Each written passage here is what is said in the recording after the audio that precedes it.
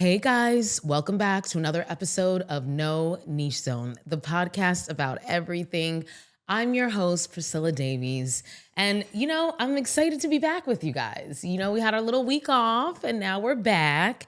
And let's just how's everybody doing? Let's just do like a little check-in, a little woosah. I had to do a little running around town before I got here today. And, I gotta, as they say, drop in. I'm gonna drop into my body. You know what? Let's just jump into it because I have so much to talk about and I don't know if I'm gonna be able to get through everything I wanna talk about. So let's just get into it, shall we? Oh man, I'm sure you've heard by now, but there has been a huge breach in the unity of the MAGA world over the Epstein Files. The infamous Jeffrey Epstein Files have reared their ugly head yet again, and now it is causing huge division on the MAGA side. And I mean, it's something to behold. It's quite something to behold. So basically, this all started when there was a confrontation between Pam Bondi and Dan Bongino. So Pam Bondi, she is the Attorney General, and that also means that she's the head of the Department of Justice. And Dan Bongino is the deputy head of the FBI, okay? Underneath Kash Patel. We all know him too, okay? So they were having a meeting with the White House Chief of Staff, Susie Wiles, and they were asked, Dan Bongino and Kash Patel were asked about a news story that had been suggesting that they were, quote, dissatisfied with the decision not to release any additional Epstein files, okay? And so they basically was like, what's up? We heard you was complaining and what's up? And it blew up into some big shit, right? It blew up into something so big that Dan Bongino threatened to leave his post at the FBI over these Epstein files. Now, Dan Bongino, for those who don't know, he was, prior to being the deputy director of the whole entire FBI, he was a podcaster, just like me, guys. So if anybody tells you being a podcaster can't open doors for you, he was a podcaster. He had no experience in any like FBI, let alone like the government. And so he was a podcaster, and Trump, he was a far right-wing podcaster, and Trump was like, that's my guy. That's my guy. So he got put in along with all these other grifters, right? And part of like when he was doing his podcast, one of the biggest things he talked about was the Epstein Files, revealing the Epstein Files. Because remember, guys, this is essentially how MAGA began, right? They all sort of began over that whole QAnon conspiracy theory thing. And the whole QAnon conspiracy theory was that you have these wealthy elites who are out here running sex trafficking rings, running human trafficking rings all over the globe. And QAnon, somehow in their head, they got it that this was exclusively Democrats doing this. This was Democratic leaders and Democratic bigwigs and Democratic elites who were out here running these sex trafficking rings. And so, there was this whole conspiracy theory that came out called QAnon. And I thought, just as a side note, I thought it was so funny that they would call this a conspiracy theory. And I think it really speaks to the, I don't even know how to say this, but like the weirdness of the MAGA movement and like how they don't really have any clear morals and clear values. It's always so murky. Like this idea that rich, wealthy, elite people are abusing people and trafficking and taking advantage of people. Like somehow that's a conspiracy. Maybe that's just a Tuesday. Rich people abusing people, taking advantage of people, trafficking people. Like I don't understand like why that was considered some big conspiracy theory, but it just speaks to like the weird, murky morals that MAGA has. Because of course it was this big conspiracy theory when it came to them thinking that it was Democrats exclusively involved with Jeffrey Epstein, right? So this was a huge issue for the MAGA Republicans, because that's essentially how they all began. And so you have the podcast community, the right-wing podcast community, of which Dan Bongino, the deputy FBI director, came from that world. And, they were demanding that these files be released. And Trump was the champion. He was the guy that was going to release these files. He himself even campaigned on releasing these files. He said he would do it, and he campaigned on that. And Pam Bondi, she said she was dogged. All of these people were so dogged about releasing these files. And then suddenly, the tune changed, okay? The tune changed. All of a sudden, these folks are like, Pam Bondi comes out and she's like, oh, Epstein Files? What Epstein Files? Never heard of them. Suddenly, she literally came out and basically said that there are no Epstein Files. That that basically what people are asking for doesn't even exist. Mind you, she's on record as having told people previously that she had the Epstein Files on her desk and they were just waiting to be reviewed. But now suddenly we don't know nothing about no Epstein Files. Those don't even exist. It's not a real thing. And Trump himself is now distancing himself from the Epstein Files, despite the fact that he was out here campaigning on that. Here's Trump. Listen to him describing now the Epstein Files. But I don't understand why the Jeffrey Epstein case would be of interest to anybody. It's pretty boring stuff. It's sordid, but it's boring. And I don't understand why it keeps going. I think, well, really only pretty bad people, including fake news, want to keep something like that going. But credible information, let them give it. Anything that's credible, I would say, let them have it.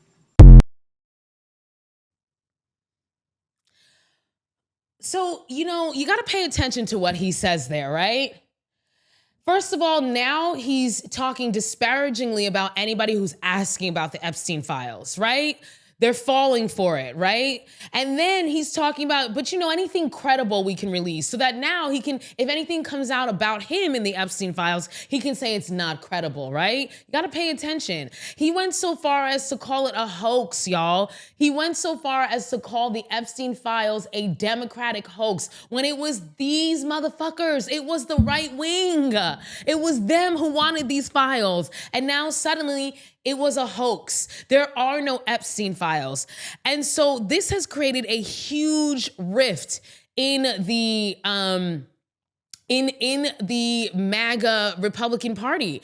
This has created a huge rift. Oh, there was a tweet. I want to read this tweet that let's see if I can find it.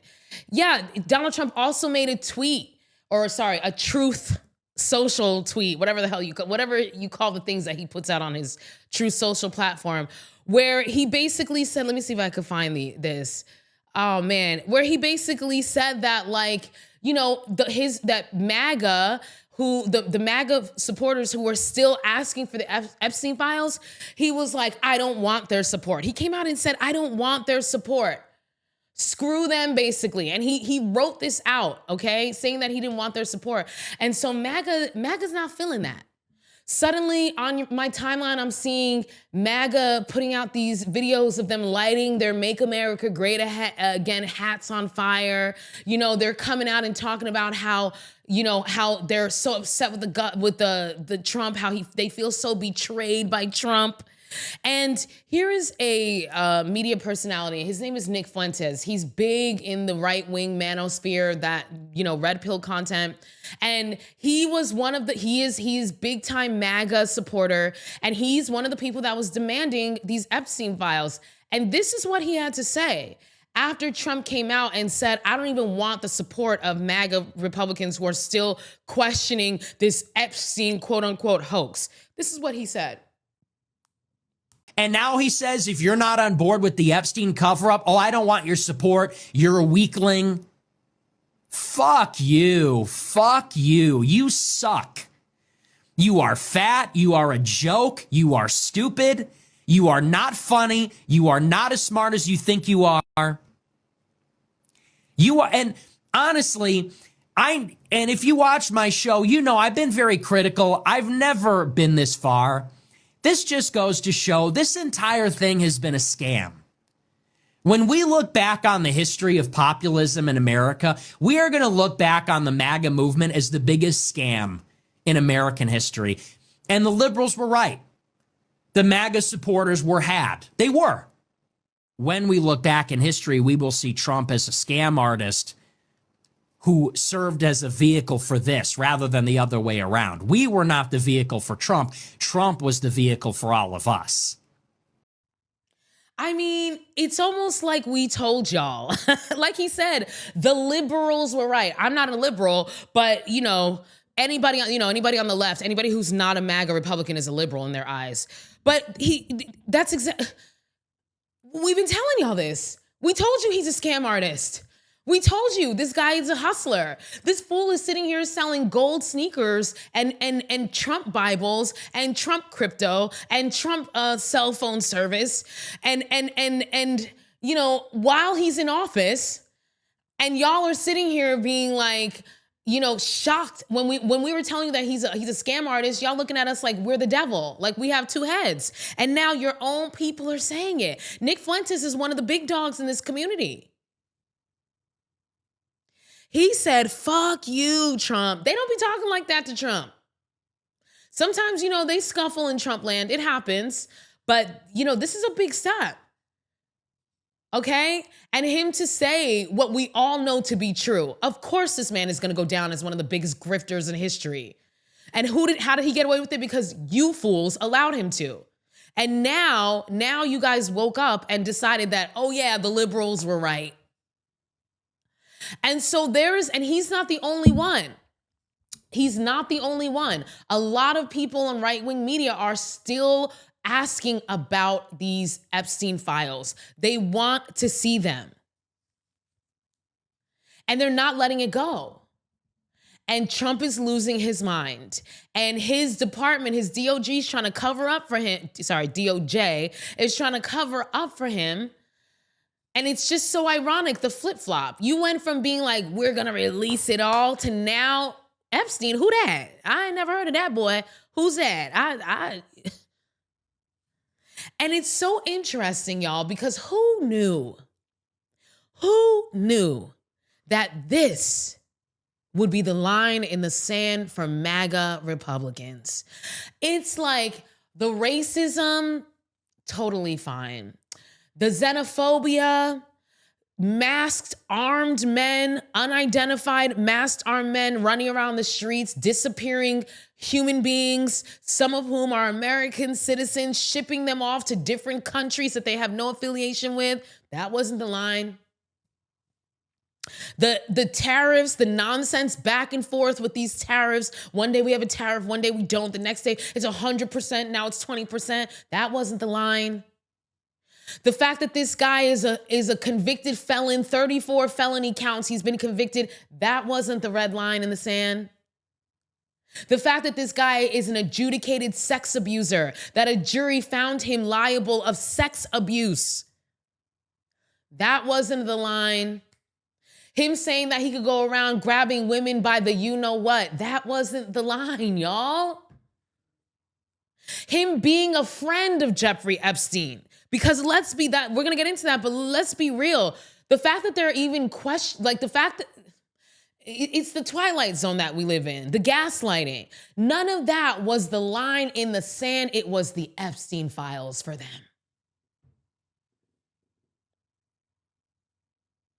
The Epstein files. And I think it's so interesting. To me, what I see when I see this being their quote unquote line in the sand, what my intuition is telling me, what my gut is telling me is these motherfuckers have been looking for an out. And this is their out. They realize that shit has been getting really real since this. Look at what this man has done in 6 months. He ain't even been president for a year. Everything upside down, inside out. And it's starting to creep up. All of these cuts to SNAP. Who's using SNAP? The nutrition benefits, food stamps, as they call them colloquially. Who's the people who are using that the most? Red states. People who are voting for Trump. Medicaid, they're slashing Medicaid. We talked about that last episode. Who's on Medicaid? People who vote for Trump. And people are starting to wake up, and I just feel like, because it's like, why this? You know what I mean? What is it? And I don't think it really is this. I think that this is just, they're out. They've been looking for an out, and this, I mean, it's a good out. I ain't gonna lie, it's a good out. Because their whole entire movement was based on this, finding about what's in those Epstein files. It's a good out. I'm gonna give it to them.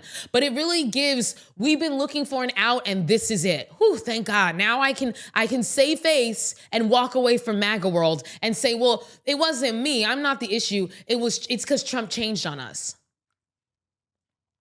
Trump changed. And he, you know, these Epstein, and we care about the little girls and the little boys and the little children that, you know, were abused by Jeffrey Epstein. Despite the fact that y'all know that Jeffrey Epstein and Donald Trump were motherfucking besties. But I digress. Again, it goes back to what I was saying about that moral ambiguity with them. You know what I mean? It's like, you mad at Jeffrey Epstein, but you're not mad at his bestie? Who's your savior? Donald Trump? It ain't adding up. The math ain't mathin'. But yeah, I really think that this is just their out. It's just their opportunity to jump off the MAGA train, because they see that they finally are waking up, like Nick Fuentes, that the quote unquote liberals were right. They're finally waking up to realizing that that train is going straight into a brick wall, and they're trying to jump ship. And this was a great excuse for them to do it. Because again, we know that Donald Trump is involved with Jeffrey Epstein. So for y'all to, or was involved with Jeffrey Epstein. So for y'all to, for this to be your line in the sand, why would that not have translated to you not voting for this man? The murky morals. Again, that's what it always comes down to. And you know what? There was this TikToker, I don't remember her name, but she made such a great point. And she said, you know, we wouldn't need the Jeffrey Epstein list if we just believed women. If we just believed victims. Because there are dozens and dozens of women who have come out about Donald Trump. There are dozens and dozens of women who came out from the Epstein saga.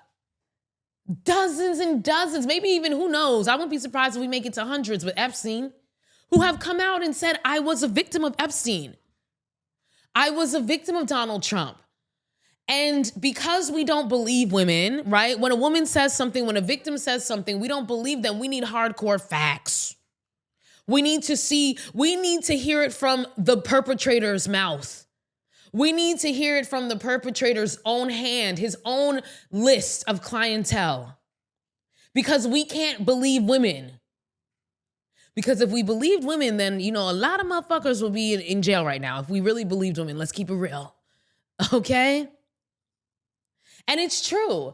So many women have come out and spoken against this man and his homie, Donald Trump.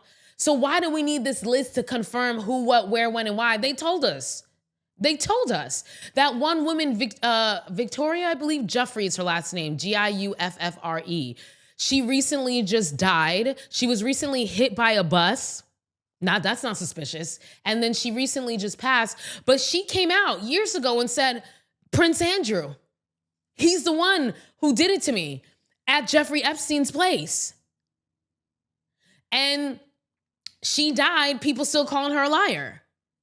Like, years and years, these women have come out. And there's one woman specifically who came out in regard to Donald Trump. And I've talked about this on the podcast. If you have a chance, look up Katie Johnson full testimony. Look that up. It's on YouTube. I'm sure it's on other places. Look that up. Katie Johnson is a woman who alleges that when she was a teenager, I believe 13, around there, she got caught up in the Jeffrey Epstein ring. And she alleges that she was one of the girls who was being trafficked by Jeffrey Epstein. And one of her clients, if you can call it that, abuser, one of her abusers in this ring was, you guessed it, Donald J. Trump. And she filed a motion, something to bring this to light. And, you know, her whole entire part of her testimony, or her whole, you know, it's out there. I'm going to play a little clip right now just so you can see it, hear it. It's long, so you should go and check it out for yourself. But I'm going to play a quick clip so you can hear her. This has been out since, I don't even remember, but it's been out for years now. It's been out for years now. So again, if we believed women, would we need to be finding this Epstein list and waiting for Pam Bondi and Kash Patel to give it over and release it? So this is Katie Johnson. Again, she alleges that she was one of the girls as a young teenager, 13, 14, who was trafficked by Jeffrey Epstein, and that Donald Trump was one of the abusers, one of her, quote, clients in this whole entire fiasco. And this is part of what she said in her testimony.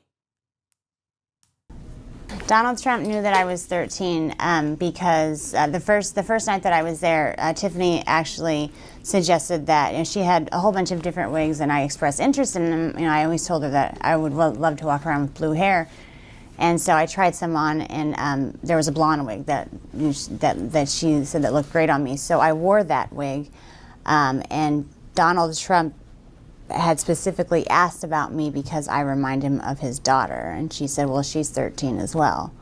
So he knew the first time that he saw me, but he took a liking to me because I look like his daughter. And now, of course, this is all alleged. I believe victims, and I've said it a bazillion times, that the numbers far outweigh any need to call victims liars, right? Like, the numbers far outweigh the idea that so many women, so many victims of sexual assault are lying. That, I believe, what was it? I believe it's 3 to 5%. 3 to 5% of all sexual assault claims are actually lies. 3 to 5%. And remember, most sexual assaults don't get reported. Most don't get reported. So of the ones that are reported, it's only 3 to 5%. So now if you include the ones that aren't reported, that number drops to probably closer to 1 to 3%. So there is, when a woman specifically, but any victim comes out and says, I've been sexually assaulted, there is a 95+% chance that they are telling the truth. So the fact that people are always so quick to be like, oh, well, how do we know that they're not lying? We can't. The numbers are far, far more on their side than they are on the perpetrator side. But yet we protect perpetrators. We're so worried about ruining their potentially ruining their reputation, that we're willing to ignore the fact that 95% of people who come forward about sexual assault are telling the truth. Fuck that 95%, because that 5% out there exists, and God forbid, a guy's reputation gets screwed, even though there's a 95% chance that he fucking deserves it. So I always believe victims. I say all that to say that I always believe victims, okay? And so according to her, and to remind you, this was from a criminal prosecution, which, by the way, she ended up dropping because she was scared for her life. Okay? She ended up dropping this case, but all the information is still out there. And did you hear what she said? She said, allegedly, Donald Trump knew she was 13. She knows this because they had discussion about it. And according to her, part of what made Donald Trump want to abuse her, to mess with her, was because she had a resemblance to whomst? His daughter. I'm gonna let you just let that sink in for a minute while I catch it. just let that sink in. And in this testimony too, I encourage you to go read the rest of it, watch the rest of it, because she also talks about how blatantly racist Donald Trump is. And it's to the point, not that anybody's surprised, but it's like the way she talked about how he talks behind closed doors. Like, I'm not gonna repeat any of that shit because that's not how I roll. But I think it's an eye-opening interview for you to really get an idea of like what this dude really is about. If in fact, this is true. Because again, this is alleged. But yeah, dog. That's our president. The adjudicated sex abuser. 34 felony counts. That's our president. Being accused of sexually assaulting a 13-year-old because she resembled his daughter. Yikes.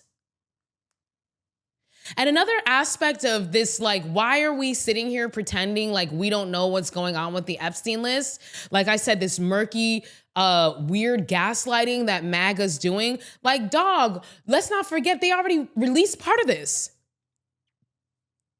Do we forget? They already released part of the Epstein list. Back in February, who released it? Pam Bondi herself. Pam Bondi herself released it.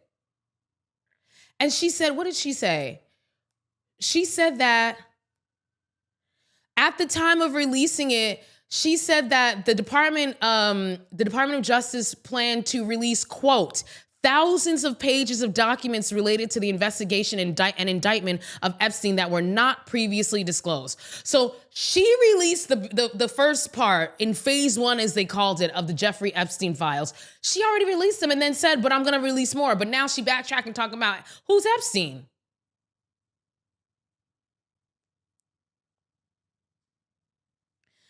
So it's so interesting that people are acting like we don't already have an idea of who's on this. There was an article that came out titled from the ABC News titled, "The Times Trump's name appeared in the Epstein files. The DOJ has already released." So we already know this fool is on the list. According to the article, quote, Donald Trump's name was mentioned 9 times across the hundreds of pages made public earlier this year in the phase 1 release of the declassified Epstein files. Documents in the phase 1 release had been previously made public through the prosecution of Epstein's associate, Ghislaine Maxwell, or through civil lawsuits, including flight logs from Epstein's plane and a redacted version of Epstein's so-called Black Book of Contacts. Trump's name appears in both the flight logs and Book of Contacts. In the files, Trump was also listed as a passenger on Epstein's plane 8 times between 1993 and 1997. So when these MAGA Republicans are clamoring for this list to be released, I'm just like, is this the Twilight Zone? But it is because they live in the Twilight Zone. They don't live in freaking reality. Like, they already released, we already know based on what's been released, this fool has been mentioned 9 times in the several hundred pages that were released. So I just think it's so funny that like MAGA's like gunning for, I don't know. It's just hard to understand what's going on with them.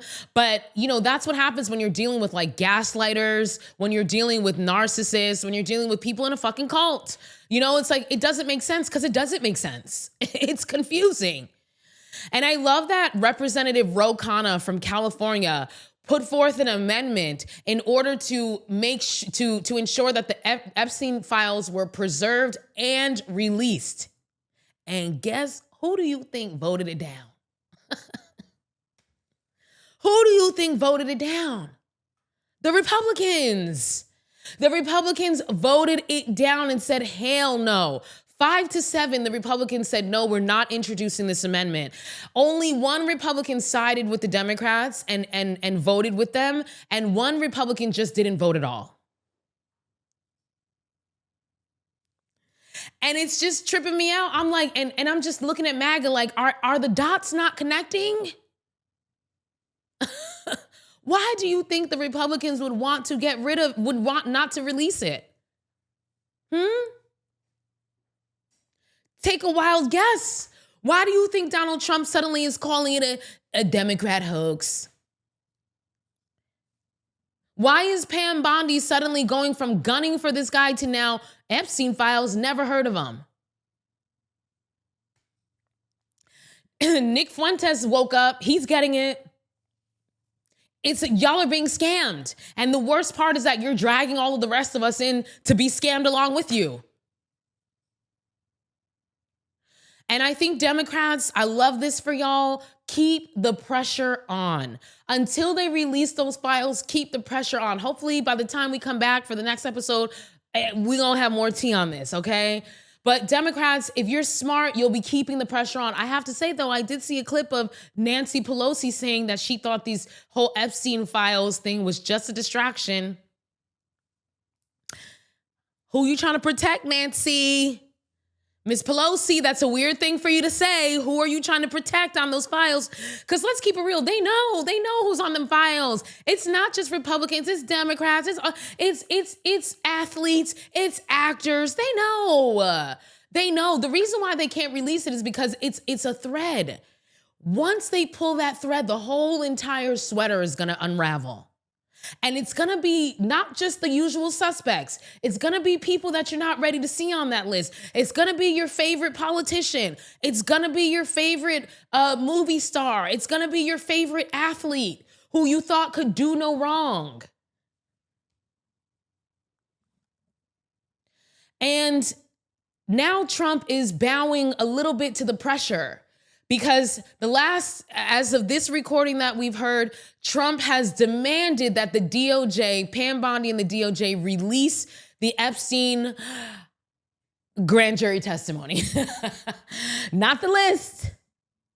Not the content, not the list. No, not the files, but the grand jury testimony. I mean, and I just wonder, is MAGA gonna eat that shit up? I can't wait to see how MAGA cognitively, dissonantly rationalizes this. I can't wait to see it. I can't wait. I wonder if this really is going to be the fracture in the MAGA movement. It definitely has the potential to be, but one thing about them motherfuckers, they can rationalize and justify the hell out of anything. So while they're being fervent today, I'm not holding my breath. Although this is the most promising thing I've seen in recent times, really. So we'll keep an eye on this. We'll see if these Epstein files get released. And even if they do get released, the other question is, will it even make a difference? Because MAGA already knows that Donald Trump is besties with this guy. You mean to tell me that you think that Jeffrey Epstein and Donald Trump were thick as thieves for years? He done been to that island how many times? Done been on that plane how many times? He himself, Donald Trump himself, has been adjudicated as a sex abuser. He was on record, on a hot mic, saying he just goes around and grabs women by the you know what. And you mean to tell me it's a leap for you to think that he too was engaged in the abuse and trafficking that Jeffrey Epstein was doing? I mean, it's like, sometimes I think it's like, y'all need glasses, a magnifying, you need a microscope, a telescope. How can you not see this? Turn the lights on. But, whatever, like they say, denial is not just a river in Egypt. So that's what's been going on in MAGA worlds with the Epstein files and Trump. And it's interesting because another big, I hate to focus on Trump so much, but there's been some Trump news. Another big, I don't know if I would say a bombshell, but it's sort of a bombshell if you really think about it, dropped about Trump as well. And I'm sure you've heard about this by now. Trump's press secretary, that 27-year-old lady, I don't remember her name, that press secretary, she voluntarily, I actually saw this presser that, she, the what do you call it? When they're talking to the press, I actually saw this press conference. And she just unprompted was like, and now, the president would like me to let you know something that he'd like to share with the American people. And she revealed that Donald Trump has been diagnosed with chronic venous insufficiency. This is a disease that occurs when veins in the legs struggle to bring blood back up to the heart, okay? And so, people have been questioning what's going on with Trump because there have been some pictures that have come out where Trump's legs, his ankles are very swollen, and people have been asking, like, what's going on? What's going on with that? And so Caroline Levitt, that's her name, she came out and told and revealed that he, in fact, is suffering from, he was diagnosed with this disease. CVI, chronic venous insufficiency. And, this is not a life-threatening disease, okay? It typically is not, it can be, but it's typically not life-threatening. So, it's, put the champagne away. However, I actually think that this is a big story for a different reason. And that's because the fact that they released this information, period, to me, that's the bigger story. Let's remember, Donald Trump has never released his medical records. Not when he was running for president the first time, not when he was running for president the second time, not while he was in office the first time, and not since he's been in office this time around, okay? And you understand that that's unprecedented, right? Because presidents always release, up until him, have always released their medical records. It's important for the people to know that their president is in good health, right? And so this man has never done that. He bucked tradition. Remember that. This man, remember, anytime we've heard about his health, it's always been, my health is amazing. My health is perfect. It's beautiful. It's wonderful. There's nothing wrong. I'm 100% perfect. That's been the extent of the health reports that we've gotten about Donald Trump's health. So it's really interesting that they came out with this voluntarily, this information. And it tells me two things. Number one, whatever health issues the president is dealing with is a lot worse behind the scenes. It is a lot worse and worse than what they are telling us, okay? Because again, remember, this man never shares anything. So now the fact that they are willingly volunteering that he's suffering from some type of ailment, to me, what that says is it's a lot worse behind the scenes. He's actually suffering from something a lot worse than what we're revealing. This is the minorest thing out of all the ailments that he has that we're going to let be known. Because in the event that the American people start seeing more symptoms, in the event that the American people start seeing more things than just swollen ankles, we can just say, oh yeah, it's a byproduct. It's one of the side effects of CVI. And that's what it is.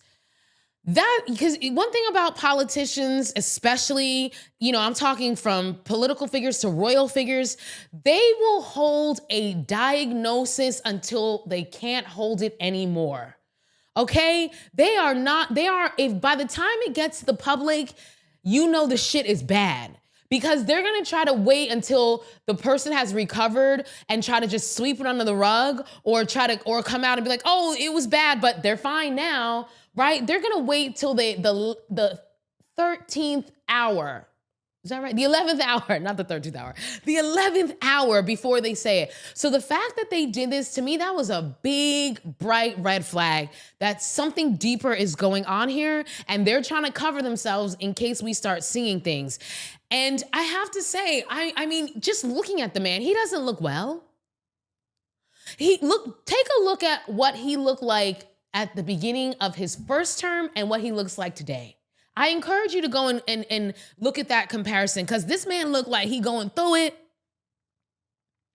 And not just that, but do you guys remember, like, there was a point in time where Trump was like slurring his speech. He was slurring his words. And I feel like nobody acknowledged that. It was the craziest thing. I was like, why is nobody acknowledging the fact that this man is out here slurring his words? Do you guys remember the Joe Rogan interview that he was supposed to do? He was supposed to have this Joe Rogan big interview. This is prior to the election, right before the election. And they ended up, no, it wasn't Joe Rogan. Sorry, it was Elon Musk. He was supposed to do an interview with Elon Musk on Twitter, okay? And then there was like all these quote unquote technical difficulties, okay? Suddenly there was all these technical difficulties, and the interview switched from being an on-camera interview to an audio interview, okay? Because of the technical difficulties. And I encourage you to go back and listen to that. This man was slurring his words through the whole entire interview. He sounded weird. And I was like, how come nobody's talking about this? And then for the next few months, he would be slurring his words and sounding weird, to the point that I started taking little videos, because I was like, I know I'm not the only one seeing this and hearing this. I have one little video for y'all. I apologize in advance. It's super short and you have to listen very carefully, but this is, just listen to how his voice sounds in this clip, okay? We're releasing migrants into our country, but these are killers. I'm gonna play that one more time. Listen to especially how he says country. We're releasing migrants into our country, but these are killers. And I'm telling you, I saw so many more clips of him sounding weird like that. So, to me, that speaks to cognitive decline, right? So I'm not surprised that, this guy is not doing well. I'm not surprised that they're coming out and giving this information. I mean, I am surprised, but I recognize that this is probably because there's something deeper going on here with this man's health. And I feel like we've seen it. We've seen this happening right before our eyes, and nobody's acknowledging this. And the other thing that I would say, because this has also come up, is the timing. Right? Everybody's going crazy over these Epstein files. Everybody's demanding these Epstein files. And now, for the first time, you're volunteering information about your health unsolicited. Nobody asked you. That's weird. That's weird. It's almost like you want people to feel sorry for you because you're poor Donald. He's sick. His veins aren't pumping blood to his heart the right way. He's sick. Well, you know what? We don't need to worry about the Epstein files. Let's worry about his health. I just think the timing is it's a little convenient, if you will. So yeah, I just, that has been, one of the bigger stories that has just been released. And I just think it's so interesting, the timing of this. And also the fact that they're even, offering this up to begin with.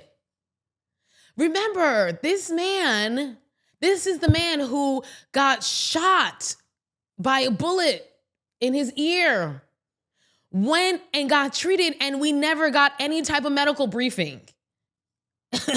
In what world does a president get shot and the people don't get a medical briefing about his condition? But yet, now this man has decided that he is going to give this information willingly. Interesting. I just think that it's interesting timing, but I also do think that it belies something deeper going on behind the scenes, y'all. Something deeper going on.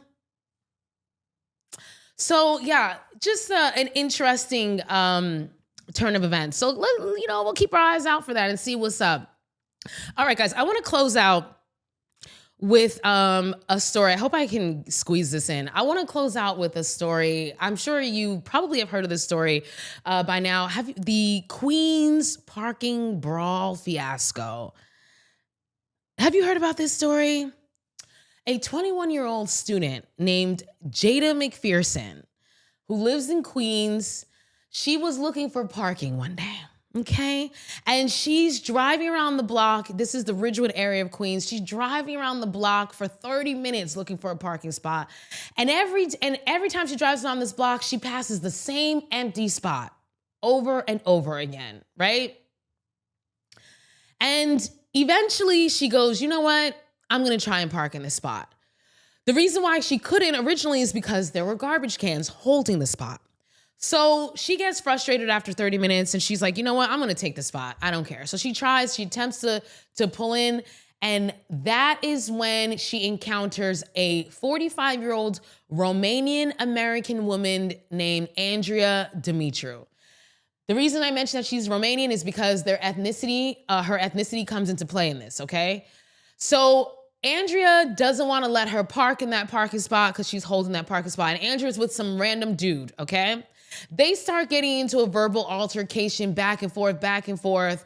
And that's when Andrea's 21-year-old daughter, Sabrina Starman, joins the chat, okay? Sabrina Starman is a 21-year-old woman who identifies as intersex and transgender, okay? And she is half Puerto Rican, okay? So she's mixed Puerto Rican and Romanian. Her mama is Romanian, okay?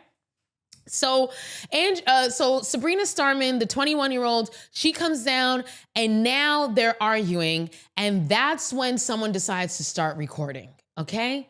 And that's when the video that we all ended up seeing starts. And in that video, you see them, arguing back and forth. They're not, Jada is in the street by her car, and Andrea and Sabrina are on the curb, okay, on the sidewalk. So they're not like right next to each other, okay? And they're just arguing back and forth.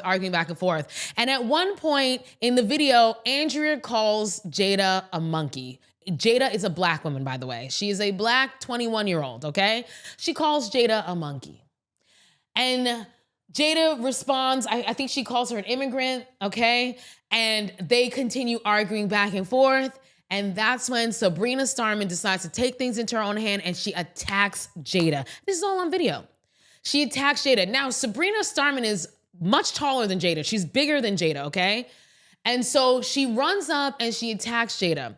And Jada and Sabrina are tussling, and here comes Mama Andrea. She jumps in. And the random man that they were with also jumps in, and the three of them jump Jada.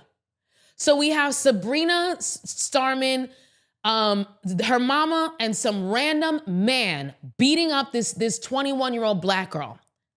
And there are people on the street, a bunch of men, and nobody stepped in except for one dude who was on a cane. He had just had surgery and he couldn't do anything except for tell them to stop. And eventually another dude did step in and he kept the dude from joining into, he pinned the dude up against a car and he kept him from joining in. But there was other men sitting on the stoop. There were two men standing on another stoop, one of which was a UPS driver in his full uniform who was black, watching this 21-year-old little black girl getting jumped by three people, one of whom was a man. And so the video gets released. And Sabrina Starman and her mother, Andrea, ended up getting arrested because people did call the cops. And Sabrina Starman and her mother got arrested for assault. The man who was with them, who was joining in and jumping her, disappeared. They still have not identified him. He's still at large, okay? But we're gonna come back to there's a little follow-up on that man. We're gonna come back to that. So they get arrested. And the video gets released and is circulating, okay? And so, of course, when everybody, the black community sees this video, we are all up in arms. We're like, what the fuck? This is crazy. Over a parking spot? Like, what is going on here, right?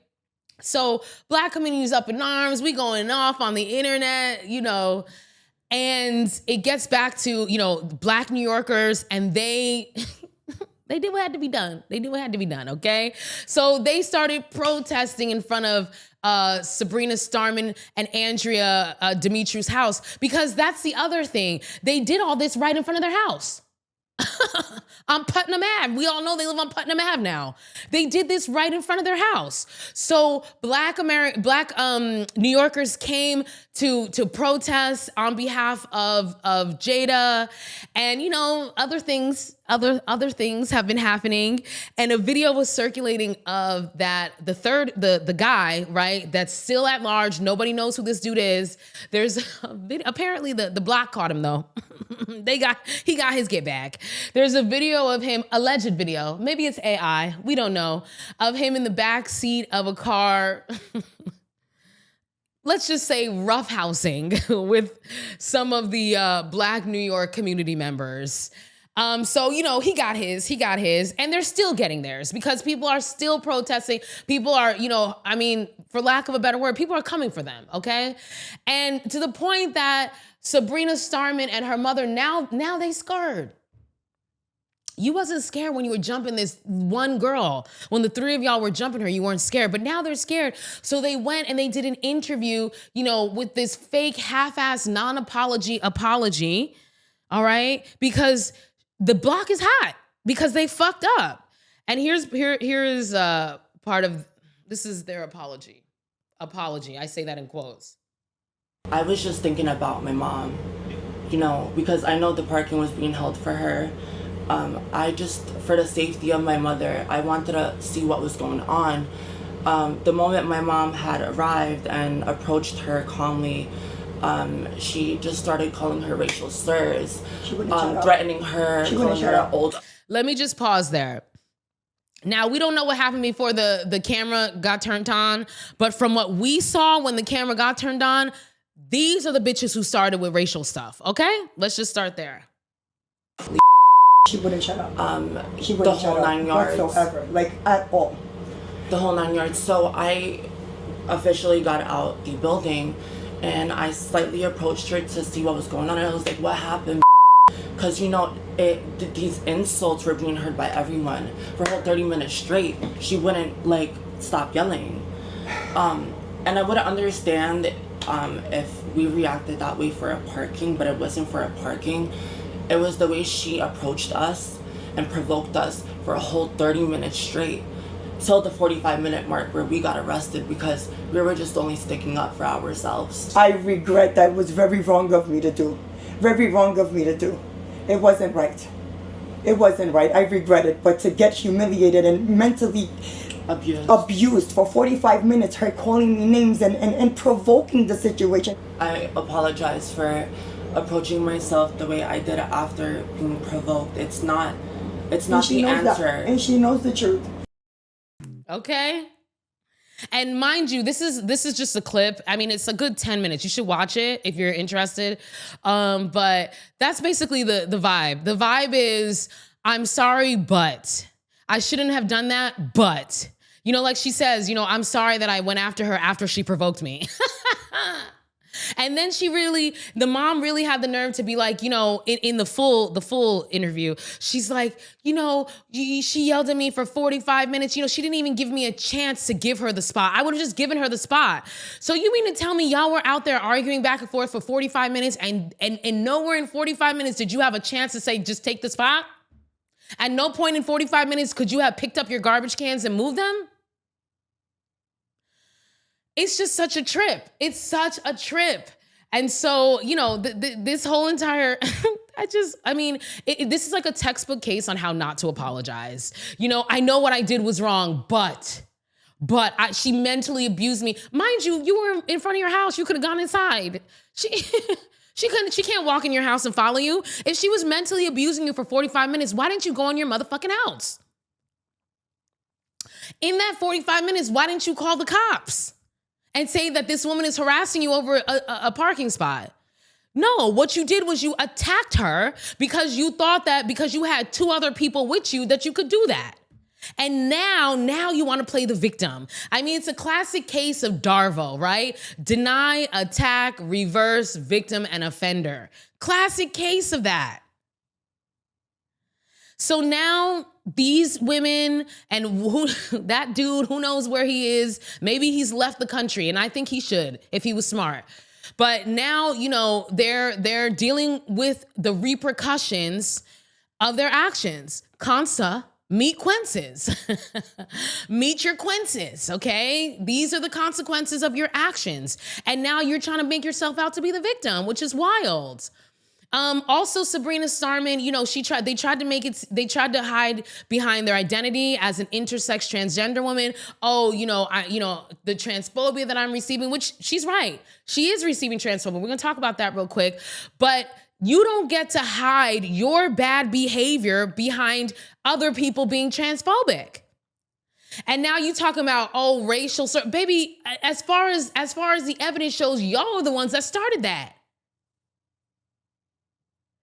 So I just think it's so interesting how they're trying to spin it, you know, because the block is hot.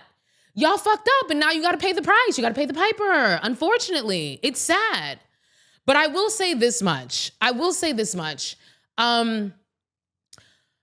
You know, I'm seeing a lot of people attacking Sabrina Starman for being transgender and, you know, what do they call it? Misgendering her. And Black people, please, we can call people out without having to be problematic ourselves. We don't have to be transphobic. We don't have to be homophobic. We don't have to be ableist. We don't have to be xenophobic when we're calling people out. You don't have to do that. It's not like people really thinking that like, oh, well, me doing that, is, you know, they didn't respect us, so now I'm gonna disrespect them by misgendering them.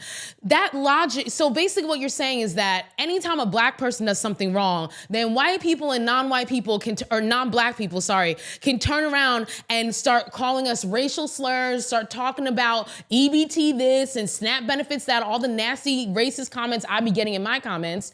Now, according to that logic, it's totally fine because that Black person did something wrong.